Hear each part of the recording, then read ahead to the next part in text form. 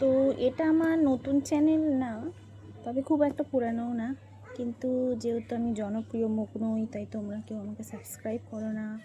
আর হতে পারে আমি হয়তো ভালো কন্টেন্ট দিই না, আসলে আমি সময় পাই না। ডেলি ব্লগ তো আমিও বানাতে পারতাম, কিন্তু বানানোর মতো টপিকটা কোথায়? আমি বাড়িতে সারাদিন যে কাজগুলো করি, বাসন মাজা, কাপড় কাচা, ঘর মোছা, রান্না করা, সেগুলোতে একই প্রতিদিন একই রুটিন। আমি তো আর সবার মতো ঘুরতে যাই না।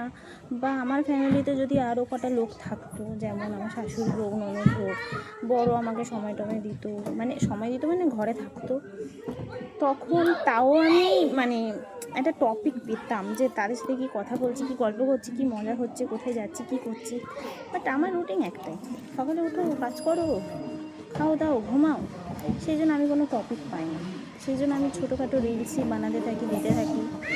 আমার ছেলে কখন কী মোমেন্ট করে সেটাই শুধু দিতে থাকি। শর্ট ভিডিও বলতে ওইটুকুই।